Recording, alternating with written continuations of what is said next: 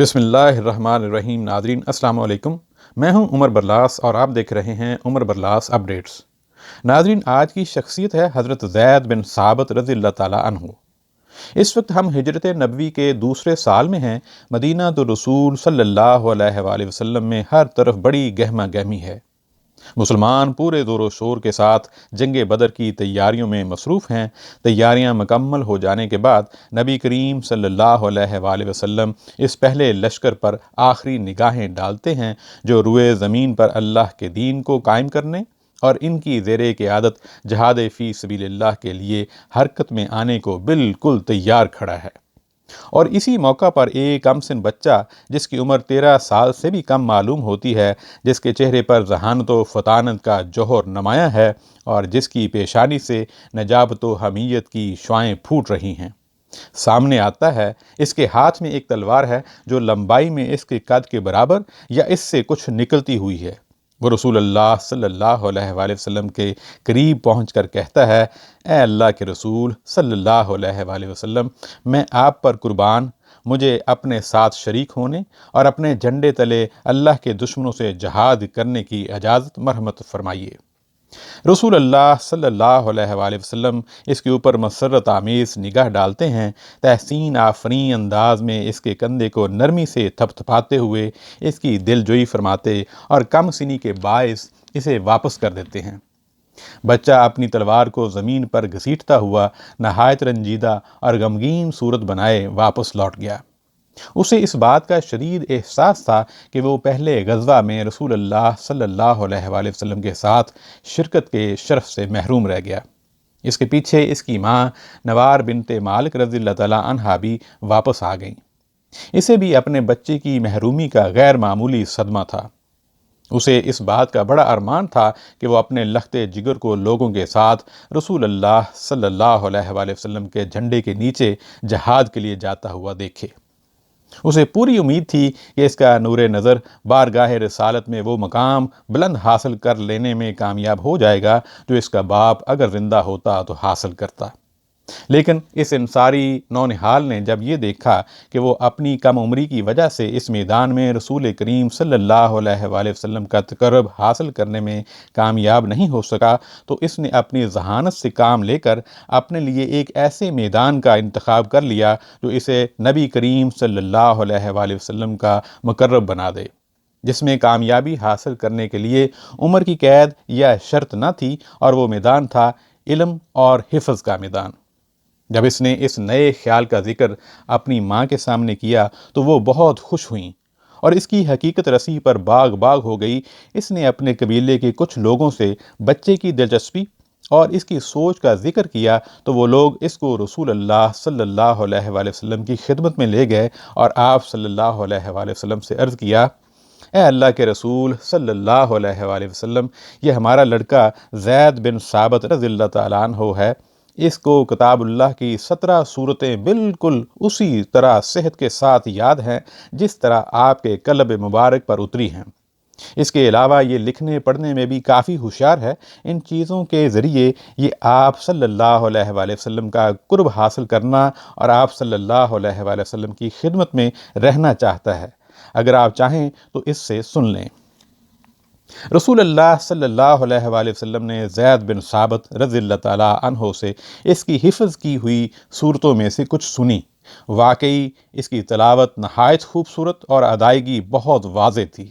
اس کے ننھے ننھے ہونٹوں پر قرآن کریم کے الفاظ یوں جگمگا رہے تھے جیسے سطح آسمان پر ستارے جگمگاتے ہیں۔ پھر اس کی تلاوت کا انداز بتا رہا تھا کہ وہ جو کچھ وہ تلاوت کر رہا ہے اس سے بھی متاثر ہو رہا ہے، اور مناسب مقامات پر اس کا وقف کرنا اس بات کی دلالت کر رہا تھا کہ جو کچھ وہ پڑھ رہا ہے اسے اچھی طرح سمجھ بھی رہا ہے۔ جب رسول اللہ صلی اللہ علیہ وآلہ وسلم نے ان کو اس کے قبیلے والوں کے بیان سے بڑھ کر پایا تو آپ صلی اللہ علیہ وآلہ وسلم بہت خوش ہوئے، اور کتابت میں ان کی مہارت اور پختگی آپ صلی اللہ علیہ وآلہ وسلم کے لیے مزید وجہ مسرت ثابت ہوئی۔ آپ صلی اللہ علیہ وآلہ وسلم نے ان کی طرف متوجہ ہوتے ہوئے فرمایا، زید، تم میرے لیے یہودیوں کی زبان سیکھ لو، کیونکہ مجھے ان کے اوپر اعتماد نہیں ہے اور جو کچھ میں کہتا ہوں کہ وہ وہی کچھ لکھتے ہوں۔ اور زید بن ثابت رضی اللہ تعالیٰ عنہ رسول اللہ صلی اللہ علیہ وآلہ وسلم کے حکم کی تعمیل میں فوراً عبرانی زبان سیکھنے میں ہمہ مشغول ہو گئے اور قلیل عرصہ میں اس میں پوری مہارت پیدا کر لی۔ اس کے بعد رسول اللہ صلی اللہ علیہ وآلہ وسلم یہودیوں کو کچھ لکھوانا چاہتے یا ان کی طرف سے کوئی تحریر آتی تو حضرت زید بن ثابت رضی اللہ تعالیٰ عنہ اس کو لکھنے یا پڑھنے کی خدمت انجام دیتے تھے۔ پھر انہوں نے رسول اللہ صلی اللہ علیہ وآلہ وسلم کے حکم سے سریانی زبان بھی سیکھ لی اور آپ صلی اللہ علیہ وآلہ وسلم کے ترجمان بن گئے۔ جب نبی کریم صلی اللہ علیہ وآلہ وسلم حضرت زید بن ثابت رضی اللہ تعالیٰ عنہ کی دانائی، امانت داری، باریک بینی اور فہم و فراست سے پورے طور پر مطمئن ہو گئے تو آپ صلی اللہ علیہ وآلہ وسلم نے آسمانی پیغام کی امانت ان کے سپرد کرتے ہوئے ان کو کتابت وحی کے منصب پر فائز کر دیا۔ جب بھی قرآن کا کوئی حصہ آپ صلی اللہ علیہ وآلہ وسلم کے قلم مبارک پر نازل ہوتا تو ان کو بلوا کر لکھوا لیتے۔ اس طرح حضرت زید بن ثابت رضی اللہ تعالیٰ عنہ کو اس بات کا موقع ملا کہ وہ وقتاً فوقتاً براہ راست رسول اللہ صلی اللہ علیہ وآلہ وسلم سے علم قرآن حاصل کریں اور ان کی زبان مبارک سے تازہ بتازہ اس کے نازل ہونے والے ہر حصے کو اس کی شان نزول کے ساتھ اخذ کریں اور اس کی ہدایت کے انوار سے منور اور ان کی عقل اس کی شریعت کے اسرار سے روشن ہوتی چلی جائے۔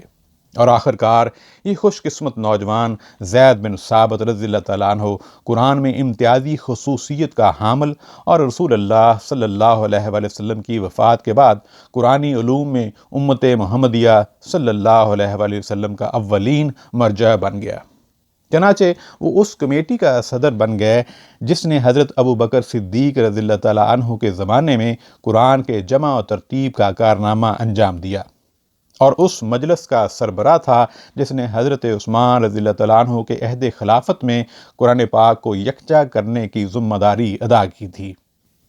حضرت زید بن ثابت رضی اللہ تعالیٰ عنہ پر قرآن کریم کا یہ خاص فضل ہی تھا کہ اس نے ایسے پیچیدہ مسائل میں اور نازک مواقع پر ان کے سامنے صحیح راہ واضح کر دی جن میں بڑے بڑے ارباب عقل و فہم حیران و سرگرداں رہ جاتے تھے۔ چنانچہ ثقیفہ بنی سعدہ کے موقع پر جب رسول اللہ صلی اللہ علیہ وآلہ وسلم کی جان نشینی کے مسئلہ پر مسلمانوں میں زبردست اختلاف رائے پیدا ہو گیا، جب مہاجرین نے کہا کہ رسول اللہ صلی اللہ علیہ وآلہ وسلم کی خلافت ہمارے درمیان رہے گی اور ہم اس کے زیادہ حقدار ہیں، بعض انصار نے کہا کہ خلافت ہمارے درمیان رہے گی، ہم اس کے زیادہ مستحق ہیں، اور ان میں سے کچھ لوگوں نے کہا کہ خلافت ہمارے اور تمہارے درمیان مشترک رہے گی، کیونکہ رسول اللہ صلی اللہ علیہ وآلہ وسلم کا یہ طریقہ تھا کہ جب بھی وہ تم میں سے کسی کو کسی ذمہ داری پر متعین کرتے تو ہم میں سے بھی کسی کو اس کے ساتھ لگا دیتے تھے۔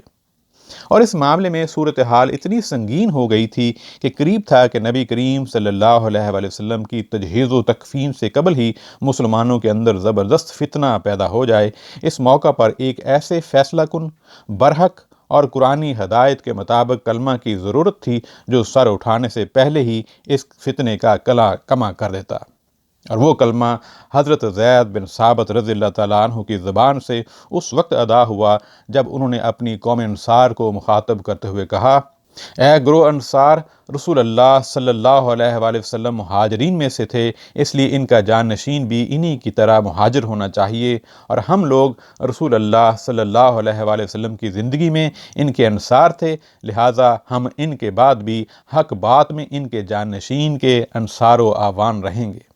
پھر یہ کہتے ہوئے انہوں نے اپنا ہاتھ حضرت ابو بکر صدیق رضی اللہ تعالیٰ عنہ کی طرف بڑھا دیا، یہ ہیں تمہارے خلیفہ، ان کی بیعت کر لو۔ حضرت زید بن ثابت رضی اللہ تعالیٰ عنہ قرآن کی فضیلت، اس پر تدبر و تفقہ اور عرصہ دراز تک رسول اللہ صلی اللہ علیہ وآلہ وسلم کی خدمت سے فیض یابی کے باعث تمام مسلمانوں کے لیے مشعل نور بن گئے تھے۔ خلفائے راشدین پیچیدہ مسائل میں ان سے مشورہ کرتے اور عام مسلمان اپنے مشکل معاملات میں ان سے فتویٰ پوچھتے تھے۔ خصوصاً میراث میں تو سب لوگ انہی کی طرف رجوع کرتے تھے، کیونکہ اس وقت مسلمانوں میں کوئی دوسرا شخص ایسا نہیں تھا جو میراث کے مسائل کا ان سے بڑا عالم اور اس کی تقسیم کا ان سے زیادہ ماہر ہو۔ چنانچہ ایک بار حضرت عمر بن خطاب رضی اللہ تعالیٰ عنہ نے جابیہ کے مقام پر مسلمانوں کے درمیان تقریر کرتے ہوئے فرمایا، لوگو، جو شخص قرآن کے متعلق کچھ پوچھنا چاہے وہ زید بن ثابت رضی اللہ تعالیٰ عنہ کی طرف رجوع کرے، جس کو فقہ کے متعلق کچھ پوچھنا ہو وہ معاذ بن جبل رضی اللہ تعالیٰ عنہ کے پاس جائے، اور جو مال چاہتا ہو وہ میرے پاس آئے، کیونکہ اللہ تعالیٰ نے مجھے اس کا ذمہ دار اور تقسیم کنندہ بنایا ہے۔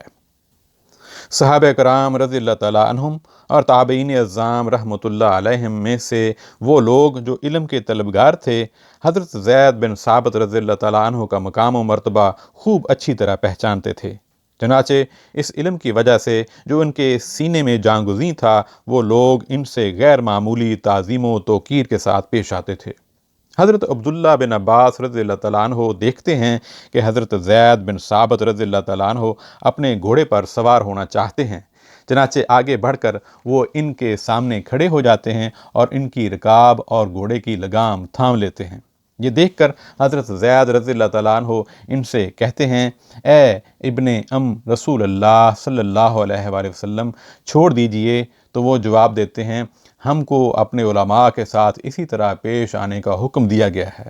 تو حضرت زید رضی اللہ تعالیٰ عنہ ان سے کہتے ہیں، ذرا اپنا ہاتھ مجھے دکھائیے، اور پھر جب حضرت ابن عباس رضی اللہ تعالیٰ عنہ اپنا ہاتھ نکالتے ہیں تو حضرت زید رضی اللہ تعالیٰ عنہ جھک کر یہ کہتے ہوئے ان کے ہاتھ کو چوم لیتے ہیں، ہم کو اپنے نبی صلی اللہ علیہ وآلہ وسلم کے اہل بیت کے ساتھ ایسا ہی کرنے کا حکم دیا گیا ہے۔ اور جب حضرت زید بن ثابت رضی اللہ تعالیٰ عنہ اپنے رب کے جوار رحمت میں پہنچ گئے تو مسلمان ان کی موت کی وجہ سے اس علم پر زار و کتار روئے جو ان کے ساتھ دفن کر دیا گیا۔ حضرت ابو ہریرہ رضی اللہ تعالیٰ عنہ نے اس موقع پر کہا، آج اس امت کا متبہر عالم انتقال کر گیا، امید ہے کہ اللہ تعالیٰ ابن عباس رضی اللہ تعالیٰ عنہ کو ان کا جانشین بنا دے۔ ناظرین، آج اتنا ہی، انشاءاللہ پھر کسی اور دن کسی اور شخصیت کے ساتھ حاضر ہوں گے۔ اپنا خیال رکھیے گا۔ السلام علیکم۔